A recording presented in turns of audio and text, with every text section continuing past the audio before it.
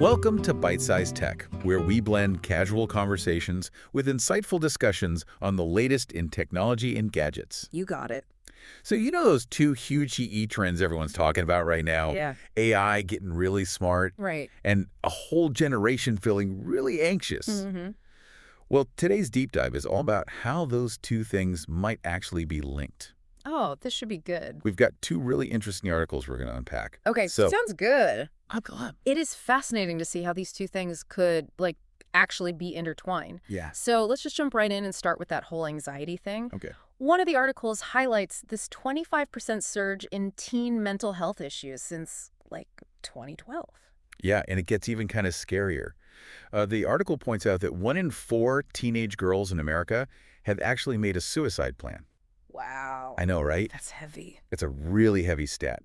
And it got me thinking, 2012. Yeah. That's right when smartphones and social media really blew up. You're spot on. The timing is pretty striking, isn't it? Yeah. And it's not just an American thing either. Right. This is happening globally, which, that tells us something big is going on. It makes you wonder, is it just a coincidence? Right. Or is there something about this tech that's, impacting how a whole generation is developing? Well, the article digs into how our brains actually develop, especially in those early years, Yeah. Think about all those chores and playing outside we used to do. Yep. Turns out those seemingly boring activities Yeah. actually helped us build resilience. Interesting. But now a lot of kids are treating that real world experience for screen time. So it's almost like we're coddling them too much, Hmm. shielding them from the challenges that actually make us stronger.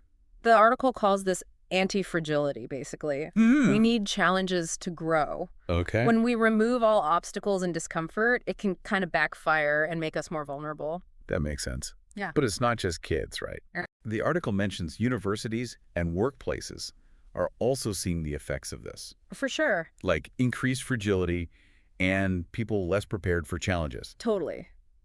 This generation entering the workforce is having a harder time dealing with setbacks and difficult situations, things that are just part of life, really. Yeah, maybe they haven't had as many chances to build those coping mechanisms. Right. Well, what can we do about this? Yeah, that's the big question. The article throws out some pretty bold suggestions, like delaying smartphones until age 14 Whoa. and social media until 16. It really makes you think about what we're prioritizing, It does. Are we sacrificing long-term well-being for the immediate gratification of the latest tech? That's something we need to grapple with. For sure. For sure. All right, let's switch gears a little bit here. Okay. Let's talk about that second article. The super smart AI one. Yes. The one about this new system called Gemini 2.0. Okay. Now, picture this, okay? Okay. You've got a personal assistant that actually gets what you mean, not just what you say. Okay, now that's pretty cool. So what's really groundbreaking with Gemini is that it combines speech, visuals, and reasoning, Whoa! which is a huge leap in AI development. Yeah, that sounds really advanced. And it can even, do things for you. Oh, really? Like what? It can book a trip, order groceries. Oh, wow. Yeah, things like that. That sounds incredibly convenient. But is it Yeah. reliable? That's a great question. I mean, how smart can AI really be? It's not perfect yet. The article does acknowledge that AI still has some limitations, and we need to be mindful of those. Right. It also talks about the importance of localization. Localization. Yeah, so basically making sure that AI works for different cultures and languages. Oh, okay. So it can't be like a one-size-fits-all kind of thing. Exactly. It needs to be adaptable and inclusive. Okay, that makes sense. That brings up another question, though. Yeah. AI and jobs. Oh, yeah. The big one? A lot of people are worried that robots are going to take over everything. Right. So is that a realistic fear? Well, the article suggests that it's not that simple. While some jobs will inevitably change, new opportunities are going to emerge as well. Right.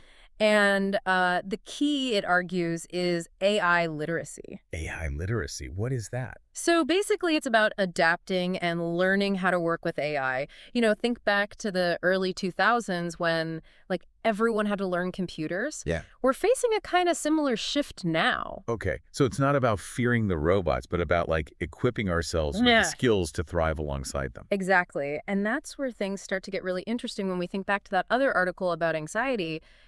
Is there a connection between the same tech that's fueling AI development and this rise in anxiety? Oh, you're right. That's a huge connection we haven't even talked about yet. It's like The more we rely on tech, the smarter it gets, but also the more anxious we become. Yeah, it's like we're caught in this feedback loop. So where do we go from here? How do we manage this complex relationship between tech, AI, and our own well-being? That's the million-dollar question, isn't it? But it's definitely something we got to figure out. It feels like we're at this crossroads Yeah. with incredible potential for progress with AI, but also this rising tide of anxiety fueled by the same technology. It's a pivotal moment, that's for sure. But the good news is that the future isn't predetermined. We have the power to shape it through the choices we make, both individually and as a society. Okay, that's actually encouraging. So what can we do? What are some practical steps we can take to, navigate this? Well, awareness is a huge first step. By understanding these connections between technology, AI, and our well-being, we can start making more conscious choices about how we interact with it. So it's not about, throwing our smartphones away and living off the grid, No, not at all. but just being more mindful about how and when we use them.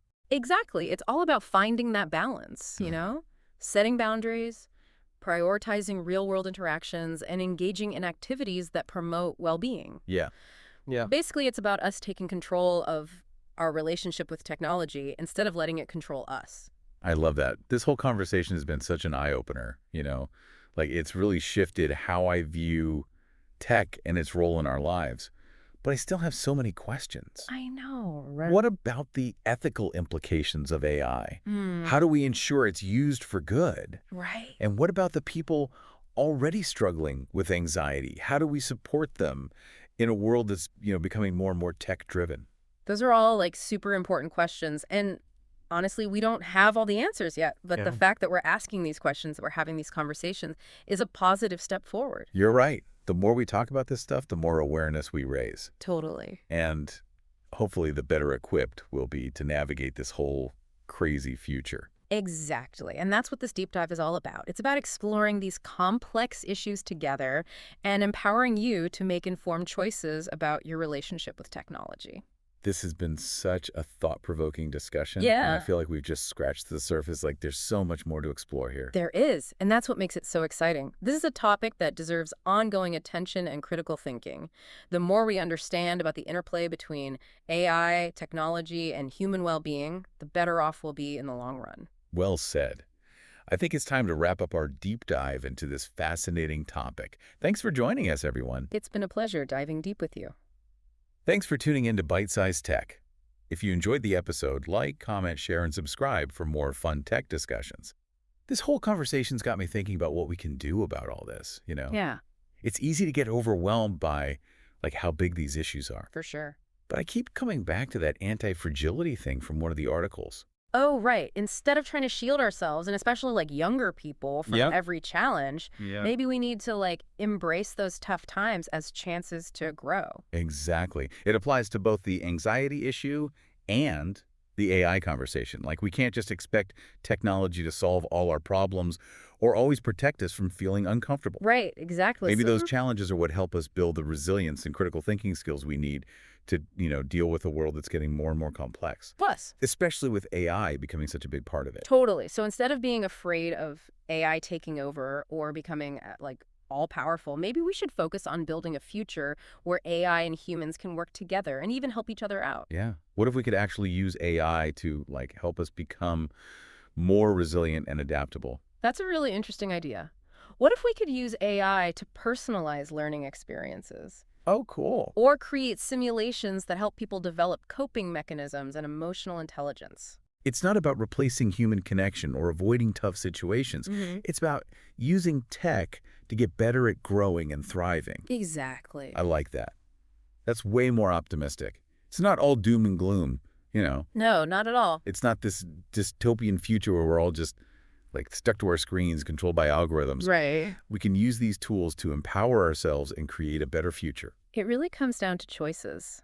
The choices we make about how we use tech, Yeah. the choices we make together about how we develop and regulate AI, and the choices we make as a society about what kind of future we want. Man, this whole deep dive has been a real eye-opener for me. It's totally changed how I think about technology and its role in our lives. Honestly, I'm feeling more hopeful than I thought I would. Me too. Yeah. I think the big takeaway is that we're not just along for the ride with all this tech stuff. We can actually make choices. We have the power to shape the future. And that starts with awareness, critical thinking, and being willing to talk about these important things. So well said. Well, on that note, I think it's time to wrap up this episode of Bite-Sized Tech. We covered a lot today, I did. from anxiety to super smart AI. But the biggest takeaway for me is that we're all in this together. For sure. It's up to all of us to build a future where technology helps humanity, not the other way around. Absolutely. It's been awesome diving deep with you. Thanks for tuning into Bite-Sized Tech. If you enjoyed the episode, like, comment, share, and subscribe for more fun tech discussions.